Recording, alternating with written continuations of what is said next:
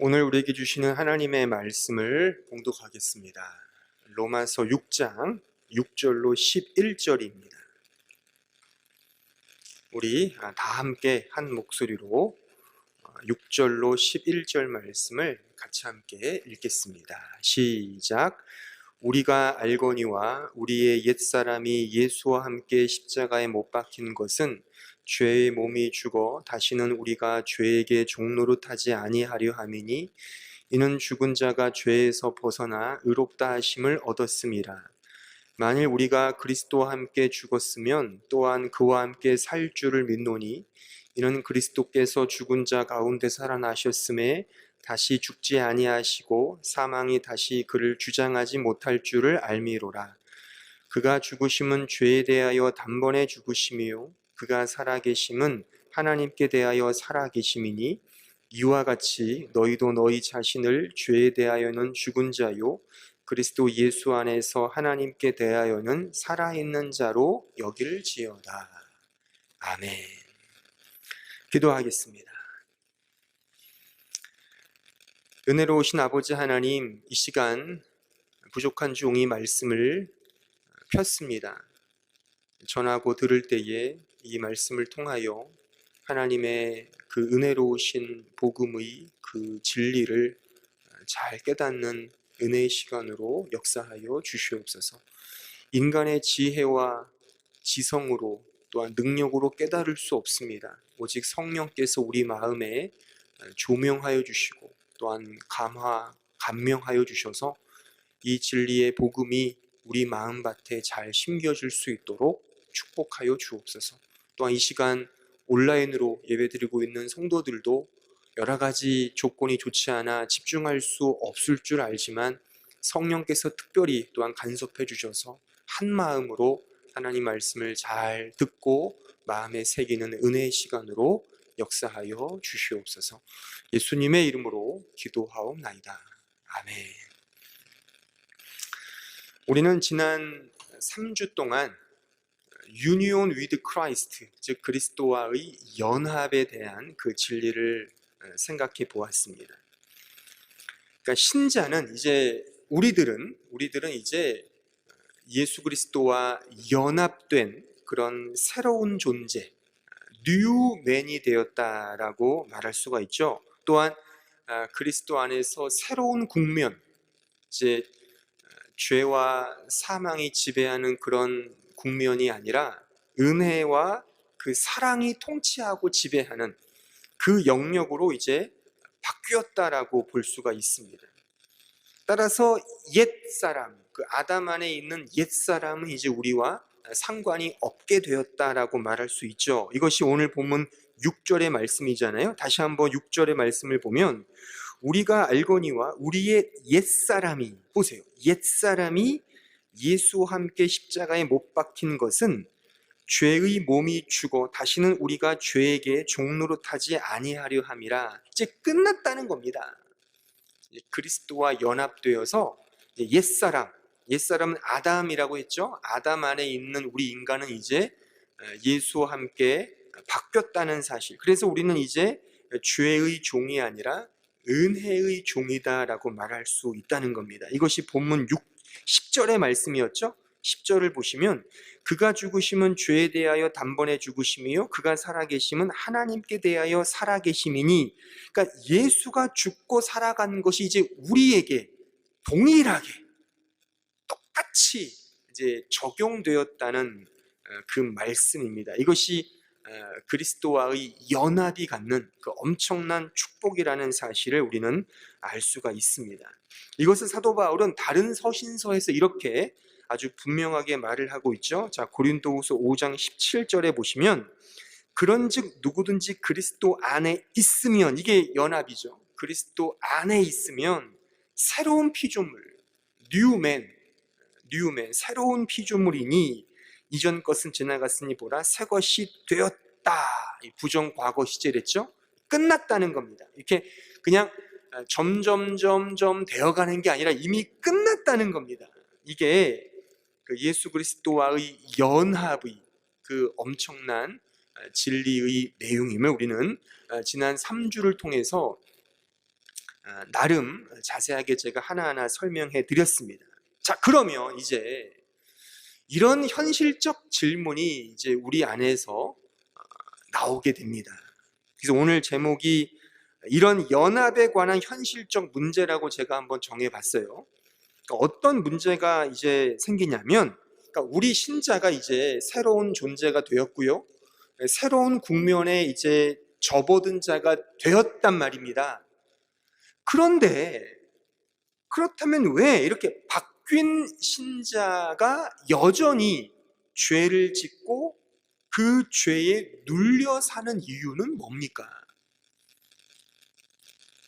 여러분들도 한 주간 동안 살면서 죄를 지었잖아요. 그죠? 그러니까 죄를 짓지 않는 신자는 없어요. 근데 3주간 제가 설명한 바, 또 이 로마서 6장에서 설명한 바에 따르면 우리는 이제 새로운 존재가 되었다는 거예요.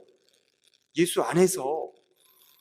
근데 여전히 우리의 삶은 변한 것 같지가 않단 말이죠. 여전히 죄를 짓고 그 죄에 눌려 살고 옛사람의 그 죄의 영향력 하에 살고 있는 나 자신을 여전히 본다는 겁니다. 그러니까 이런 충격이 오는 거죠. 어떤 충격이냐면 뉴맨인데 여전히 옛날 올드맨의 그런 삶을 여전히 살고 있다는 우리의 현실적 모습, 이런 의문이 우리 안에서 당연히 나올 수밖에 없다는 것이죠. 이에 대해서 20세기 최고의 설교가라고 인정받으시는 그 마틴 로이드 존스 목사님의 그 설교집에 보면 그 목사님이 이렇게 구분을 지어서 설명을 합니다. 즉 old self와 old nature, 그러니까 옛 사람과 옛 본성을 구분지어서 설명을 하는 거죠. 그래서 old self, 즉 옛 사람은 이미 끝났다 이겁니다. 그러나 우리의 죽을 몸, 그 mortal body라고 하죠. 죽을 몸과 육체의 지체, 그 members of our 우리 그 존재, 우리 존재의 그 멤버, 이 지체 안에, 우리의 몸의 지체 안에 여전히 이 old nature, 옛 본성이 남아 있다는 겁니다. 그래서 이 남아있는 죄의 본성이 이제 우리 안에서 끊임없이 이런 죄를 짓게 하고 또한 오해를 일으킨다는 거죠. 우리는 늘 신자가 되었는데 왜 죄를 짓지? 라고 하는 이런 의문이 우리 안에서 흘러나온다는 것입니다. 저는 일단 이런 구분, 그러니까 old self와 old nature의 구분을 저는 일단 동의합니다. 왜냐하면 성경 자체가 이것을 가르치고 있기 때문이죠. 자, 본문, 오늘 읽은 본문은 아니지만 6장 12절로 13절을 한번 보세요.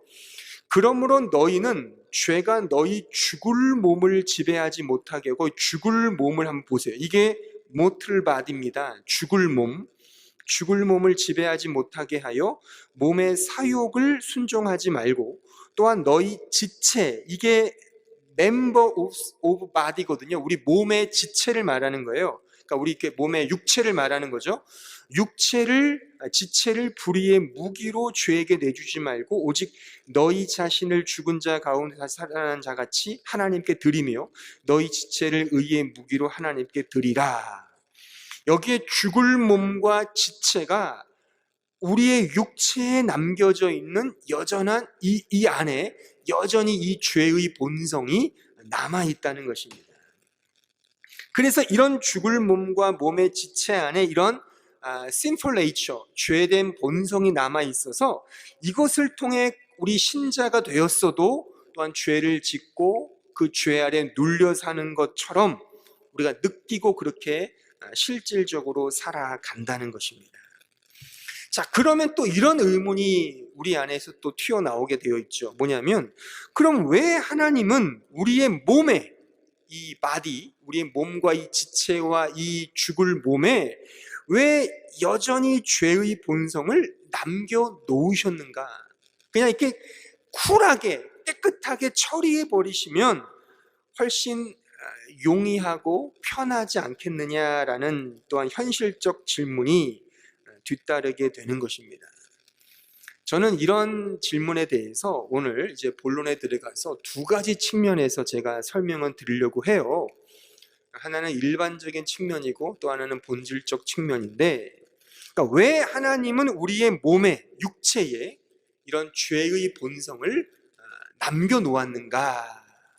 그래서 왜 신자가 되었어도, 왜 새로운 사람이 되었다 하더라도 왜 계속 죄를 짓고 이런 죄의 어떤 눌림 속에 여전히 신자도 그렇게 살고 있느냐에 대한 그 의문을 오늘 좀 풀어보는 그런 시간을 갖고자 합니다. 첫 번째, 왜 하나님은 우리 몸에 이러한 죄의 본성을 남겨놓으셨는가? 왜 신자가 되었어도 죄를 짓는가? 일반적인 측면에서 한번 그 이유를 답할 수가 있습니다. 그 첫 번째 일반적인 이유는, 구원받은 신자도 여전히 시간과 역사 속에 살아가는 인간이기 때문에 신자 몸에 여전히 이 죄의 본성이 남아있는 겁니다. 그러니까 인간이 이런 존재거든요. 시간과 역사 속에, 이 공간이라는 이 세상 속에 살고 있기 때문에 이런 것입니다. 그러니까 인간이기 때문에 육체가 있고, 육체라고 하는 것은 시간 속에서 경험된 기억들에 종속되는 그런 경향이 있는 겁니다. 만약 육체가 없고 경험이나 기억 등이 인간에게 없다면 그는 인간이 아니겠죠. 그렇죠? 그냥 천사와 같은, 육체가 없는 천사와 같은 영적인 존재이겠지만, 인간은 그렇게 만들어진 존재가 아니라 육체를 가진 존재로 만들어졌다는 것이고, 육체는 필연적으로 이렇게 흘러가는 시간과 공간 속에서, 역사 속에서 살아가는 존재이고, 이런 살아가면서 느끼고 경험하는 것들에 종속될 수밖에 없다는 겁니다. 그런 경향성이 나타나게 된다는 것이죠. 또 그런 경향성은 당연히 적응이라는 문제에 봉착하게 된다는 것입니다. 자, 예를 제가 들어드릴게요. 쉽게. 일전에 제가 TV에서 이 네이키드 서바이벌이라는 그 프로를 제가 본 적이 있어요. 그 네이키드 서바이벌. 그러니까 이게 뭐냐면, 어떤 아마존이나 아프리카의 밀림, 그런 아주 인간의 발이 닿지 않은 오지에 이제 짝을 지어서 들어가는 거예요. 그래서 거기서 두 사람이 짝을 지어서 그곳에서 3주간, 그러니까 21일 동안 서바이벌 하는 거예요. 근데 제목에서 알 수 있듯이 네이키드 서바이벌이에요. 그러니까 완전히 다 벗고 가는 거예요. 그러니까 뭐 옷도 신발도 음식물도 어떤 것도 지참하지 않고 그냥 빨개 벗고 그냥 들어가요. 그래서 거기서 3주 동안 그렇게 버티는 겁니다. 그러니까 뭐 한국형 그 정글의 법칙은 뭐 명함도 못 내미는, 완전히 그냥 말 그대로 그냥 생존 싸움인 겁니다. 그러니까 밤낮으로 위험이 속출하죠. 그러니까 그들의 목숨을 노리는, 호신탐탐 노리는 그런 야생 동물들이 즐비하고요. 이름도 모르는 그런 독충들이 막 그냥 너저분하게 있는 그런 곳에서 3주간 살아가는 겁니다. 그리고 척박한 환경, 살벌한 날씨 등이 그들을 끊임없이 위협을 합니다. 심지어 불도 못 피워요. 그래서 옛날 그 원시적인 방법으로 무슨 부싯돌 같은 걸로 불을 피워야 돼요. 그러니까 못 피우면 3주 내내 불 없이 살아가는 거죠. 그러니까 음식물도 과일이나 따먹고 그냥 이렇게 그냥 날걸로 먹을 수밖에 없는 그런 지경까지 가는 겁니다. 그러니까 거의 생존할 수가 없죠. 말 그대로 미션 임파서블입니다. 그런데 놀라운 것은, 그래서 그 프로를 계속 보게 만드는 힘은 뭐냐면, 제가 그 몇 케이스를 제가 쭉 봤거든요. 봤는데 결국에 그 3주간 그 험한 험지나 오지나 그 밀림 속에서 인간이 3주간 버티고 그 미션을 완수한다는 것입니다. 어떻게 그런 힘이 발생하는가? 결국 인간이라는 존재가 그 환경에 적응하더라는 거예요. 처음에는 힘들죠. 못 버티죠. 그래서 다들 그래요. 여성들은 막 울면서 하소연해요. 이건 못 버티겠다. 또 거기에 참가하는 사람들도 그냥 일반인 정도가 아니라 뭐 이렇게 운동하고 막 엄청나게 뭐 두껍고 뭐 튼튼한 그런 사람들이 다 선발돼서 가는데도 불구하고 못 버텨요. 그런데 다들 힘들어서 못 버틴다고 하지만 꾸역꾸역 가다 보니까 결국에 그 밀림 오지 환경에 적응하더라는 겁니다. 그 환경에 익숙해진다는 것입니다. 이게 인간 존재의 당연한 면모인 것입니다. 그러니까 새로운 환경에 이제 맞닥뜨리게 되면 인간은 처음에 생경함과 생소함을 가집니다. 인간이라면 누구나 그런 마음이 들죠. 하지만 살다 보면 그 환경에 적응하게 된다는 것입니다.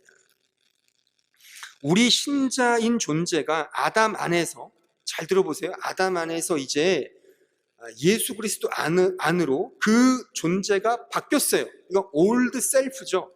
그 존재가 바뀌었는데 여전히 육체라고 하는 이 몸은 옛 올드 네이처에 익숙해지죠. 왜? 인간이기 때문에. 인간이기 때문에 새로운 환경에 적응하기보다는 옛날 환경이 훨씬 편해요. 그래서 뉴 셀프와 올드 네이처의 긴장과 충돌이 신앙생활 속에 반드시 필연적으로 뒤따르게 마련인 것입니다. 말하자면 이런 신앙의 적응기가 필요하다는 것입니다. 자, 그래서 로마서 6장 11절 보세요. 이와 같이 너희도 너희 자신을 죄에 대하여는 죽은 자요 그리스도 예수 안에서 하나님께 대하여는 살아있는 자로 여길지어다. 여기 여길지어다가 그 유명한 로기조마입니다. 로기조마이. 이것은 어떤 사실을 그렇다고 생각하고 그렇다고 계산해 넣으라는 의미입니다. 그러니까 우리의 죽을 몸은 여전히 이 올드 네이처에 더 가깝죠. 하지만 우리는 이제 뉴 셀프가 되었어요. 그래서 이제 우리는 하나님께 대하여 살아있는 자로 그렇게 살아라 라고 하는 말씀인 것입니다. 그러니까 적응하라는 말씀이죠. 쉽게 말하면. 그러니까 우리가 생각할 때 그 아프리카나 아마존의 그런 오지에 사는 사람들은 우리가 생각할 때 매우 열악하고 힘든 상황에 살고 있다고 생각을 합니다. 그래서 지금 우리가 사는 이런 현대화된 이런 환경에 오면 잘 살 것이라고 쉽게 단정하는데 그것은 오해죠. 타잔이 현대 문명에 왔을 때 못 버티고 다시 가잖아요. 그렇죠? 이게 적응의 문제라는 겁니다. 제가 예전에 청년 사역할 때 그 어떤 시기 때마다 뭐 이런 그 낙도 선교도 가고 또 단기 선교도 많이 갔었어요. 동남아시아의 그런 아주 척박한, 내가 생각할 때, 우리가 생각할 때 척박한 땅으로 갔는데 너무 힘들었어요. 왜? 환경이 적응이 안 되는 거예요. 먹는 것도, 물도 이건 무슨 생수라고 줬는데 생수가 아닌 것 같아요. 뭐 그냥 누래요. 뭐가 다니는 것 같아요. 그러니까 얼마나 이게 힘들겠어요. 그러니까 빨리 내 고향 대한민국으로 가고 싶다. 이런 마음인데 굴뚝 같죠. 하지만 거기에 몇 주 살다 보면 또 적응이 된다는 겁니다. 그러니까 뒤집어 말해도 마찬가지예요. 뒤집어 말해도. 이게 적응과 습관의 무서움이라고 말할 수가 있는 겁니다. 그 담배를 피워보신 분들은 아마 잘 아실 텐데 저도 예전에 담배를 한번 피워봤거든요. 군대 있을 때 뭐 꼴초까지는 아니었지만 뭐 개못이 들러서 한번 담배를 저도 피워봤어요. 제대 후에 한 1, 2년 정도 계속 피웠던 것으로 기억을 하거든요. 이 담배의 중독성은 뭐 다들 아실 겁니다. 그렇죠? 특히나 물론 저는 꼴초 수준이 아니었기 때문에 쉽게 끊을 수 있었지만 이미 어느 정도 점령된 사람들에게는 그것을 끊는다는 것은 거의 뭐 힘든 일이죠. 특히 그 식후땡의 그 담배 한 가치는 우리에게 큰 유혹을 주는 거죠. 그러니까 식사 후에 담배를 피워야 한다는 것이 몸에 배인 겁니다. 그러니까 지금 저는 전혀 그렇진 않지만 제대하고 담배를 끊고 나서 끊었지만 여전히 뭔가 아쉬움이 남을 때는 식사 후에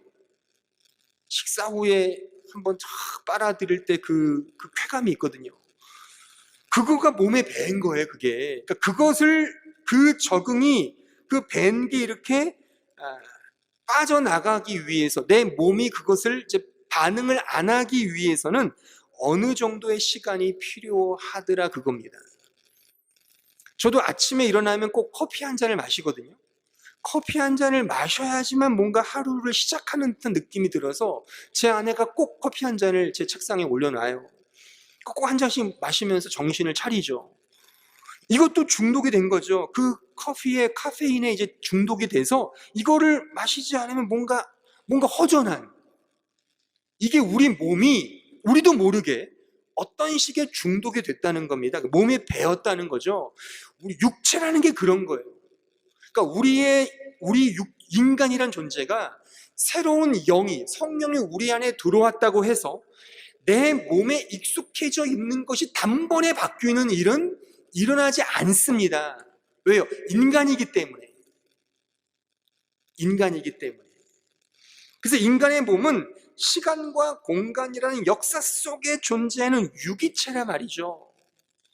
이런 이해를 가져야지. 영적인 감각이 생겼다고 해서 원래 했던 그 습관화되었던 그런 본성이, 육적인 성향이, 이게 sinful nature라고 하는데, 그 죄된 본성이 쉽게 가시지 않는다는 겁니다. 막 분노 조절을 못하는 사람은 신자가 되었어도 막 분노를 일으킬 때가 있단 말이에요. 막 욕이 늘 배이는 사람은 신자가 되어서 화딱지 나면 이 막 엄청난 욕설을 퍼부을 수 있단 말입니다. 이게 우리 인간의 육체를 가진 인간의 본성이란 말이죠. 육체에 배이는 그 구조로 살아가는 게 인간이란 말입니다. 이게 적응과 습관의 무서움인 겁니다. 많은 목회자들이 그 포스트 코로나에 대해서 심히 우려를 가지고 있어요. 온라인 예배에 익숙해져 있는 성도들이 이제 이 오프라인에 나올 수 있을까라는 우려에서 그런 걱정을 많이 하는 것 같습니다. 하지만 저는 개인적으로 그런 우려는 너무 지나친 기우라고 생각합니다.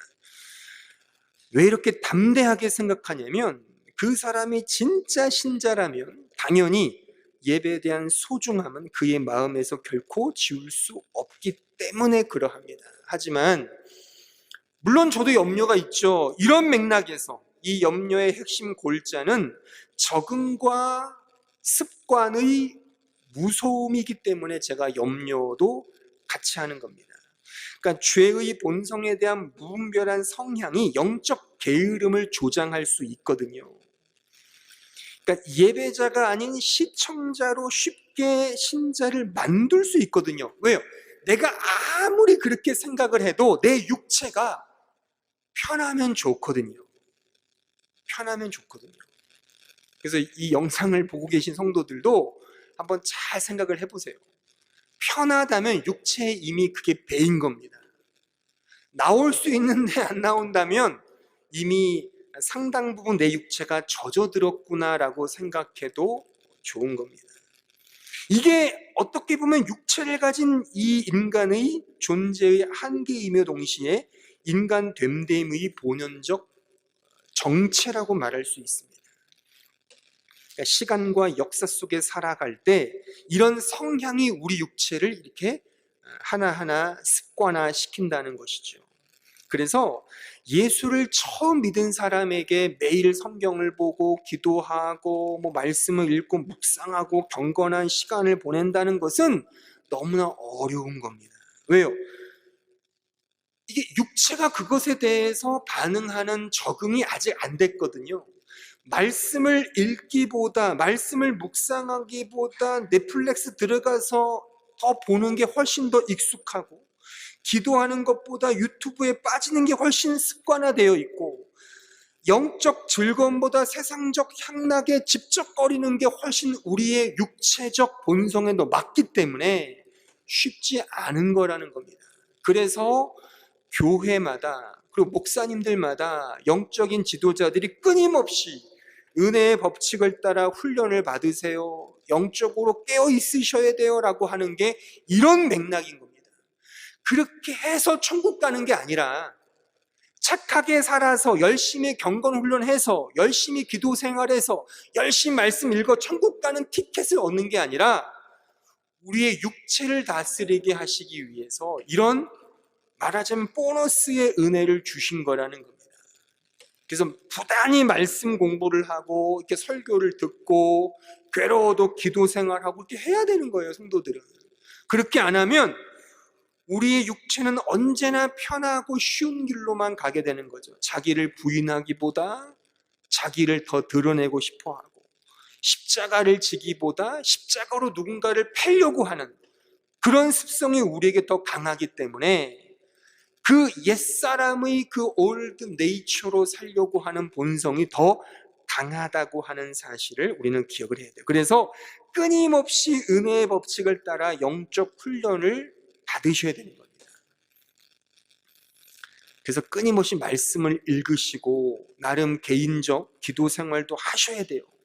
일단 할 때는 어려워도 또 안 하면 쉽죠. 안 한 걸 다시 한다는 것은 거의 허벅지에 바늘을 꽂는 것 같은 아주 극약의 결단을 하지 않고는 아마 힘들 겁니다. 그래서 교회들마다 성도들을 이렇게 막 이런저런 훈련으로 막 들들 볶는 이유도 바로 이런 데 있는 것입니다. 하지만 이런 일반적 측면에서만 머무르시면 안 됩니다. 이건 일반적 측면이에요. 왜 하나님이 우리의 죄의 몸에 죄를 남기셨는가? 왜 신자는 죄를 여전히 짓느냐에 대한 일반적 측면에서만 머무른다면 결국 이것이 성화라고 말하거든요. 우리의 몸에 깃들여 있는 이 죄의 본성을 날마다 죽이면서 거룩한 삶으로 살아가자. 이게 성화, sanctification이라는 다른 말로 주님을 닮아간다 이런 말로 하는데, 이것만을 강조하면 결국 우리의 믿음의 양상은 또 다른 죄의 양상으로 갈 수 있다는 것을 우리는 알아야 돼요. 즉 인간 중심의 성화로, 율법적 성화로 갈 수 있다는 겁니다. 제가 이 부분을 몇 번 제가 좀 말씀을 드렸었죠.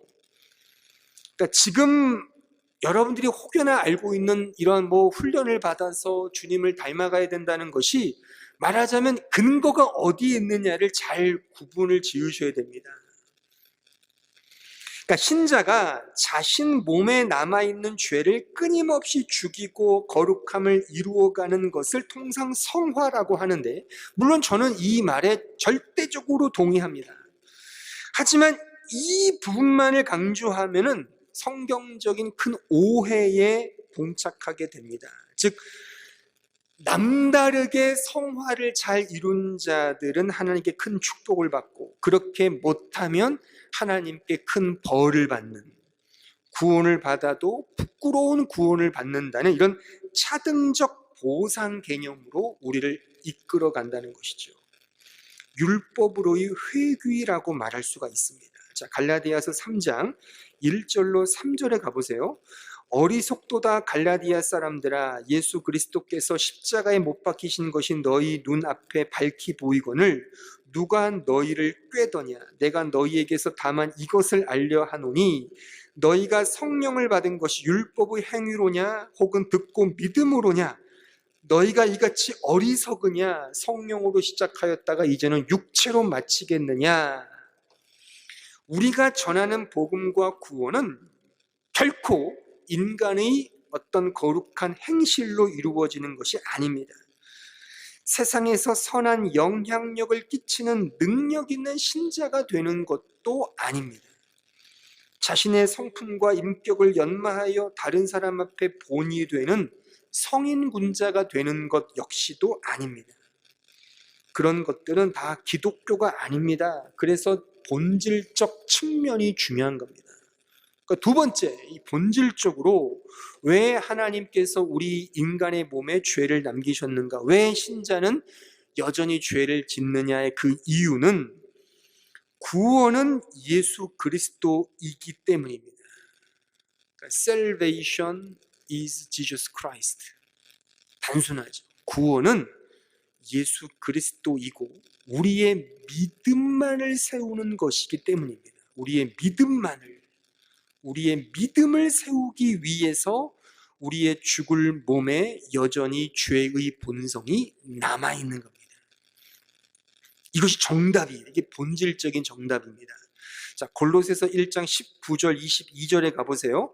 아버지께서는 모든 충만으로 예수 안에 거하시고 그의 십자가의 피로 화평을 이루사 만물 곧 땅에 있는 것들이나 하늘에 있는 것들이 그로 말미암아, 보세요, 그로 말미암아, 오직 예수로 말미암아 자기와 화목하게 되기를 기뻐하십니다. 전에 악한 행실로 멀리 떠나 마음으로 원수가 되었던 너희를 이제는 그의 육체의 죽음으로, 예수의 죽음이죠. 예수의 십자가를 말하는 거예요. 예수의 십자가로 말미암아 화목하게 하사 너희를 거룩하고 흠없고 책망할 것이 없는 자로 그 앞에 세우고자 하셨으니, 우리의 구원과 복음은 오직 예수 그리스도라고 하는 겁니다. 그를 우리의 화목제물로 세우셔서 우리를 거룩하게 만드셨다는 거예요. 내가 노력하고 내 행위가 근거가 되어서 거룩해지는 싸움이 아닌 겁니다. 내 힘으로 내 죄를 억어하거나 우리 주님의 은혜 없이 내 힘으로 성화를 이루는, 죄를 다스리는 그런 싸움이 성경이 말하는 sanctification이 아니에요. 그러니까 이를 위해서, 이런 믿음을 위해서, 오직 예수 그리스도만이 온전히 드러나게 하기 위해서 우리의 죽을 몸에 여전히 죄를 남겨놓으신 겁니다. 그 죄를 통해 은혜를 더욱 알게 하시고, 그 죄를 통해 우리가 오직 예수만을 붙들고 의지하며 믿음으로 나아가게 하신다는 사실입니다. 이를 위해서 이 세상에 사는 동안 신자는 여전히 죄의 본성을 지니며 살아가는 거예요. 물론 죄를 지으라는 말은 아니지만 그 죄를 통해 주님을 향한 믿음이 우리 안에서 더 격발되게 하신다는 겁니다. 그래서 그 다음 구절을 보세요. 골로새 1장 23절. 만일 너희가 믿음에 거하고 터 위에 굳게 서서, 그 믿음 위에 굳게 선다는 말이죠. 그 믿음 위에 굳게 서서 너희 들은 바 복음의 소망에서 흔들리지 아니하면 그리하리라. 이 복음은 천하 만민에게 전파된 바요 나 바울은 이 복음의 일꾼이 되었노라. 그러니까 믿음에 굳게 서게 하기 위해서 예수 그리스도를 우리 앞에 세우셨다는 겁니다. 우리는 여전히 죄를 짓는 죄인이지만 이 예수 때문에 당당하게 살아갈 수 있다는 것입니다. 이게 성화예요. 내 인격이 거룩해지고 성품이 온화해지는 차원에서의 성화가 아닙니다. 예수 없이 살 수 없습니다. 예수님만 의지합니다. 예수님만 사랑합니다. 바로 이 고백이 격발되게 하는 그 믿음, 이것을 위해서 이렇게 살아가는, 이렇게 매일같이 살아가는 삶이 신자의 성화라고 하는 사실이죠. 너희 몸, 너희 육체, 내가 몸담고 있는 이 세상을 의지하지 말고 오직 나만을 의지하고 나만을 믿으며 살렴, 이 구도를 이루기 위해서 여전히 우리 신자의 몸에, 육체에 그 죄의 흔적들을 남겨놓으셨다. 그래서 우리는 여전히 죄를 짓는 것입니다. 하지만 이 죄를 통해 더 주님의 은혜를 알고 더 주님을 의지하기에 그 죄는 오히려 은혜라고 말할 수 있는 거죠. 지난 우리가 배웠던 5장 20절을 보세요. 로마서 5장 20절. 율법이 들어온 것은 범죄를 더하게 하려 함이라. 그러나 죄가 더한 곳에 은혜가 더욱 넘쳤다. 이게 설명이 되는 겁니다.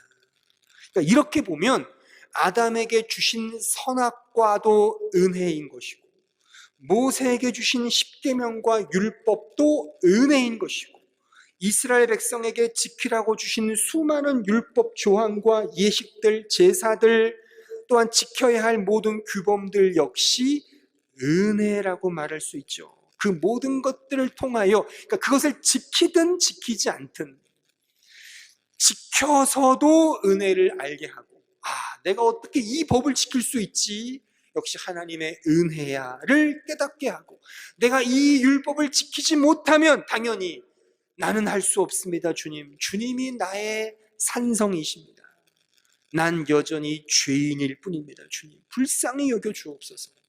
이렇게 가기 때문에 율법을 못 지키는 건 역시 은혜로 도구화된다는 사실인 것입니다. 그래서 이러한 모든 내용에 대하여 사도 바울은 최종 종지부를 찍으면서 이 문맥에, 오늘 읽은 본문 마지막 즈음에 이제 이 종지부를 찍으면서 이런 하나의 멋진 고백의 말씀으로 우리에게 가르쳐 주고 있는 것입니다. 로마서 7장 21절로 25절에 가보세요. 그러므로 내가 한 법을 깨달아 노니 곧 선을 행하기 원하는 나에게 악이 함께 있는 것이로다. 내 속사람으로는 하나님의 법을 즐거워하되 내 지체 속에, 이 지체가 몸이거든, 육체를 말하는 거예요. 육체 속에서 한 다른 법이 내 마음의 법과 싸워 내 지체 속에 있는 죄의 법으로 나를 사로잡는 것을 보는도다. 오호라, 나는 곤고한 사람이로다. 이 사망의 몸에서 누가 나를 건져내랴. 우리 주 예수 그리스도로 말미암아 하나님께 감사하리로다. 그런즉 내 자신이 마음으로 하나님의 법을, 육신으로는 죄의 법을 섬기노라. 여기 25절을 헬라어 원문으로 보면 그 앞에, 그 25절 앞에 이런 접속사, 그러니까 네라고 하는 접속사가 있거든요. 이 네라는 접속사의 뜻은 그러나, 그런데, 그렇기 때문에 라는 뜻이에요. 그러니까 이렇게 번역할 수 있죠. 그러니까 나는 곤고한 자다. 누가 이 사망의 몸에서 건져내랴.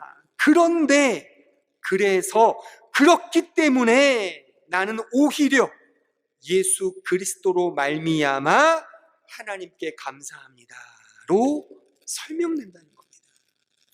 그러니까 이렇게, 이런 하나님 앞에 막 곤고함을 외치는 그 죄의 몸을 고백하면서, 그래서 나는 예수 당신 때문에 감사합니다. 당신이 있어서 감사합니다. 당신이 없으면 나는 어떻게 될까요? 상상할 수도 없어요. 주님, 감사합니다. 그러니까 내 힘으로, 어떤 능력으로 어떤 이 죄를 억어하거나 죽이는 그런 싸움이 우리의 믿음 생활, 신앙의 성화가 아니라는 겁니다.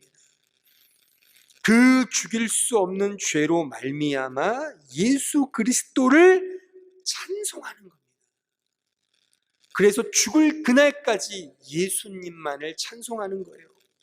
예수님만을 감사하는 거예요. 내가 이만큼 실력이 커져서, 주님, 나 실력 커졌거든요. 나 이렇게 주님 많이 닮아갔어요. 이렇게 멋지게 됐어요. 라는 것을 자기 명함을 내미는 게 믿음 좋은 것이 아니라, 주님이 나의 유일한 산성입니다. 나는 주님께만 참된 소망을 갖습니다. 이렇게 가는 거예요. 그러니까 믿음은 내가 성장하고 성숙해지는 것이 아니라 더욱 주님을 사랑하고 의지하는 것임을 우리는 꼭 기억해야 하는 것입니다. 물론 이렇게 또 설명을 하면 여러분들께서 오해를 많이 일으키고, 또 여러분들의 경험상 축적되었던 많은 불만과 여러 가지 감정, 격한 감정들이 아마 나오기도 할 것입니다. 이런 거죠. 말은 신자라고 하면서 신자답지 않은 꼴들을 볼 때, 그러니까 재수 없는 신자들을 볼 때 가지는 그런 불만. 요즘에 TV에 보니까 정말 극단적, 말도 안 되는 그런 사람들이 기독교의 이름을 가지고 나와서 행패를 부리는 사회에, 그런 아주 재수 바가지의 모습들을 많이 본단 말이죠. 그런 것들을 볼 때마다, 그런 신자들, 그런 교회들을 볼 때마다 막 마음속에 막 격한 반응이 일어나지 않습니까? 그러니까 이러한 문제들을 방지코자 교회나 신학교에서 교수들이나 목회자들이 다 잘 살아야 돼. 신자답게 살아야 돼. 그래서 율법적 성화를 강조하는 경향이 역설적으로 많은 것 같습니다. 그게 오늘날 현실인 것 같아요. 왜요? 신자답지 않은 신자가 너무 많으니까. 그렇게 좀 역으로 그런 율법을 강조하는 것, 저도 가르치는 목사로서 10분 동의하고 이해합니다. 하지만 그것은 일반적인 이유에서 그쳐야 합니다. 본질적인 것까지 가서 그렇게 살아야만 된다. 그것이 우리의 신자가 가야 할 사명이다라고 하면 아까 읽었던 말씀처럼 다시 어리석게 율법으로 회귀하는 그런 어리석은 상황으로 간다는 사실을 우리는 기억해야 돼요. 그래서 오늘 제가 드린 말씀처럼 일반적 측면에서 신자답게 살기 위해 노력하십시오. 신자시라면 여러분들 마음속, 이게 육체에 남아있는 그 죄성을 좀 억어하기 위해 노력하는 거 필요해요. 신자답게 은혜의 경향성을 따라 내가 어느 곳에 잘 적응하고 있는가. 그러니까 교회에 와야 편한지 아니면 노래방이나 이런 디스코테카 그런 데 있을 때 편한지는 신자가 돼도 그런 게 편할 수 있거든요. 저도 그랬으니까. 신자지만 여전히 그런 죄를 짓는 것이 더 편할 때가 많거든요. 아주 그 죄를 지으면서 일탈할 때 그 뿌듯함이 있거든요. 옛날 본성이 막 살아나요. 막 삐쭉삐쭉 시져. 이 피부에 있는 그런 것들이 오감이 서면서 엄청난 이 엔돌핀이 나온단 말이죠. 이게 육체를 가진 인간의 한계거든요. 그것을 억어하셔야 돼요. 끊임없이 말씀을 따라, 은혜를 따라, 이 하나님이 주신 말씀의 훈련을 따라서 하나하나 우리의 육체를 다스리는 그런 훈련 역시 정말 필요합니다. 감정을 주체하지 못하시거든 감정을 주체하도록 훈련하셔야 되는 거예요. 지나치게 세속적인 것을 사랑한다면 그것을 끊기 위해 노력하는 건 역시 필요해요. 그래서 자기를 부인하고 세속적인 것들을 끊고 언제나 자기를 부인하며 믿음의 길을 걷고자 하는 그런 모습들이 우리 안에서 날마다 분투되어야 하는 것입니다. 그러나 그럼에도 불구하고 결코 본질적인 이 측면을 간과해서는 안 됩니다. 이 모든 것은 내가 하는 것이 아닙니다. 오직 하나님의 은혜로 되어지는 것임을 꼭 마음에 새기셔야 합니다. 오직 나는 주님만을 의지하고 주님을 믿는 것임을 꼭 마음에 새기셔야 합니다. 죄의 교묘함이란 우리가 상상하는 것 이상 매우 강하고 매우 엄청난 힘을 갖고 있음을 여러분들은 꼭 기억하셔야 돼요. 미국의 35대 대통령 존 F 케네디 대통령이 이런 말을 했어요. 유명한 말인데 한 번쯤 들어보셨을 거예요. 국가가 너희를 위해 뭔가를 해주기를 구하지 말고 내가 국가를 위해 할 수 있는 것을 구하라, 이런 말을 했거든요. 그러니까 국민 주권 시대에 너무 잘 어울리는 문구라고 생각을 합니다. 그런데 이러한 인간 주권이 믿음으로 상정되면 매우 비성경적 상황으로 나 자신을 이끌고 간다는 사실을 우리는 꼭 주의해야 합니다. 그러니까 내가 하나님을 위해 섬기고 봉사하는 것이 믿음 생활이 아닙니다. 믿음은 하나님의 은혜를 알고 예수 그리스도를 전적으로 의지하는 것입니다. 이 문구를 꼭 명심하셔야 돼요. 내가 하나님을 위하여 뭔가를 섬기고 봉사하는 것이 믿음의 본질이 아닙니다. 아닙니다. 그런데 오늘날 신자들은 너무나 많이 하나님을 위해 무언가 열심히 노력해서 행하자라는 그런 구호로 다 나간다는 것입니다. 물론 하나님을 위해 섬기고 교회를 위해 섬기는 것 자체가 나쁘다고 볼 수는 없죠. 하지만 그 근거가 뭐냐? 내가 무언가를 하겠다는 내 중심으로 가면 그것이 무엇이든 간에, 그 어떠한 것이든지 간에 그것은 죄의 또 다른 양상임을 우리는 꼭 명심해야 돼요. 믿음 생활은 결코 자기 성취나 자기 만족의 장이 아닙니다. 제가 일전에 그 죄의 히브리어 단어가 하타라고 했지 않습니까? 그러니까 뱀이 텐트의 중심이 되는, 리더가 되는 격이라고 했죠. 뱀은 자기 자신을 말하는 거거든요. 옛날 고대의 뱀은 거의 신처럼 그렇게 신을 상징하는 동물이었습니다. 그러니까 인간이 바로 뱀이라는 겁니다. 그러니까 사탄이 뱀인 거죠. 자기를 중심하는 게 죄라는 거예요. 그러니까 하나님 없이, 예수 없이, 믿음 없이 내 능력, 내 만족, 내 성취, 내 자랑이 곧 죄인 것입니다. 오늘날과 같이 풍족한 시대에 현대인들은 이런 믿음 생활, 교회 생활을 거의 대부분 자기 만족을 극대화하는 어떤 사회 운동 내지는 봉사 운동으로, 봉사 활동으로 이해하는 경향이 너무나 강한 것 같습니다. 주님을 믿는 믿음으로 자기를 부인하고 매 순간 십자가를 지는 그런 제자도의 삶이 아닌 어떤 사역을 수행하고 자기를 드러내려는 것이 이 교회 사역의 주류가 되어버렸지 않나, 그런 생각을 합니다. 제가 언젠가도 말씀드렸지만 우리 인간은요, 내 느낌과 내 만족을 위해 불철주야 봉사할 수 있고 힘을 다하여 섬길 수 있으며 심지어 원수까지도 사랑할 수 있는 존재입니다. 나를 위해서는.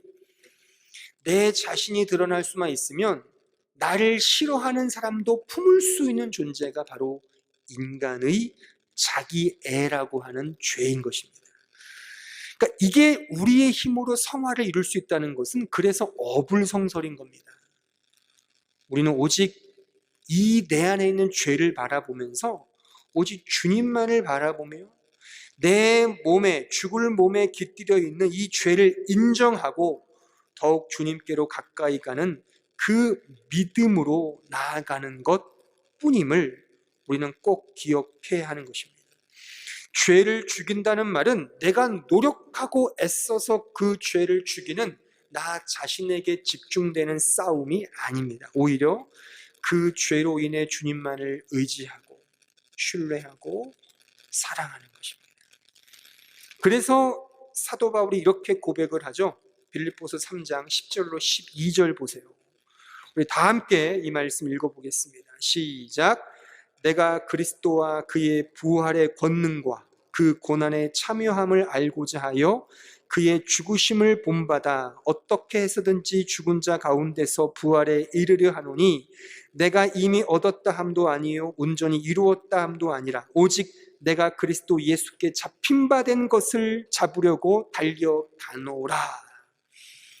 오직 내가 그리스도께 잡힌 바 된 그것을 잡으려고 달려간다. 그러니까 이게 참 수동적, 능동적 표현이죠. 그렇죠? 내가 이미 잡혔어요. 그러니까 내 뜻대로, 내 마음대로, 내 생각대로 달려가는 게 아니죠. 내가 이미 그리스도 예수께 잡혔거든요. 그 잡힌 것, 그것을 향해 달려간다. 그러니까 저는 이것을 수동적, 능동적 표현이라고 저는 그렇게 명명하고 싶습니다. 이게 바로 믿음이에요. 내 생각, 내 뜻대로, 내 마음대로 가는 것이 아니라 주님이 나를 이미 어거했으니 그 어거하신 뜻에 따라, 말씀을 따라, 믿음을 따라, 은혜를 따라 내 주어진 삶을 살아가는 것입니다. 이러한 은혜가 우리 모든 성도들에게 매 순간 가득하길 진심으로 기원합니다. 다 함께 기도하겠습니다. 오늘 말씀을 생각하시면서 우리 안에 죄가 남겨진 그 이유가 있습니다. 오늘 저는 두 가지로 말씀을 드렸죠. 일반적인 측면 중요합니다. 우리의 육체에 남겨진 죄는 우리의 영적인 변화됨으로 자동적으로 바뀌지 않습니다. 왜요? 인간이기 때문에. 시간과 공간에 저촉받아 살고 있는 인간은 단 한순간에 바뀌지 않습니다. 그래서 끊임없이 내 안에 있는, 내 육체에 남겨져 있는 이 죄를 죽여야 돼요. 노력하십시오. 더 분투하십시오. 세속적인 경향을 죽이셔야 합니다. 은혜의 법칙을 따라 자기를 부인하셔야 되고 더 십자가를 지셔야 돼요. 세상적인 정욕들을 십자가에 못 박으셔야 합니다. 그 분노 감정, 그 잘못된 성향 가만히 있어서 결코 바뀌지 않습니다. 노력하셔야 돼요. 노력하셔야 돼요. 기도하셔야 돼요. 말씀으로 묵상하셔야 돼요. 피나게 분투하셔야 됩니다. 그것이 sanctification, 성화입니다. 하지만 더 중요한 본질은 그 죄를 통해 하나님을 향하는 겁니다. 나를 향하는 게 아니에요. 내 열심과 내 노력을 향하면 또 다른 죄의 양상이 되는 겁니다. 주님을 의지하십시오. 나 자신을 의지하지 마시고, 나 자신을 바라보지 마시고, 이 세상에 눈독 들이지 마시고 오직 주님을 바라보십시오. 눈을 들어 하늘을 바라보는 그런 믿음의 고백이 있으셔야 합니다. 그 믿음을 위하여 하나님께서, 그 은혜를 위하여 하나님께서 그 죄를 우리 육체 안에 남기신 겁니다. 이건 역시 은혜라고 말할 수 있죠. 감사하십시오. 이 시간 이런 의미에서 감사하시며, 또한 우리의 날마다의 삶에 더 주님을 닮아가며 주님의 성품을 의지하며 주님을 더욱더 신뢰하는 그런 믿음의 삶 살게 달라고 다 함께 합심하여 통성으로 기도하겠습니다. 은혜로우시고 자비하신 주님, 저희들을 불쌍히 여겨 주옵소서. 믿음밖에 없습니다. 주님밖에 없습니다. 우리 스스로의 힘으로 아무것도 할 수 없습니다. 우리는 다 죄인이며 우리 자신만을 의지하려고 하는 그런 잘못된 죄의 습성을 가지고 있습니다. 날마다 이 사실을 기억하며 날마다의 삶 속에서 나 자신의 죄를 죽이는 이 믿음의 길을 걷게 하시며, 죄를 남기신 그 이유가 오직 주님만을 향하게 하며 믿음으로 주님만을 의지하게 하는 이 은혜라는 사실을 확인했사오니, 이 사실을 날마다 마음에 새기며 날마다 주님만을 바라보는 믿음의 종들이 다 될 수 있도록 축복하여 주시옵소서. 은혜를 허락해 주시옵소서. 은혜를 주시옵소서. 예수님의 이름으로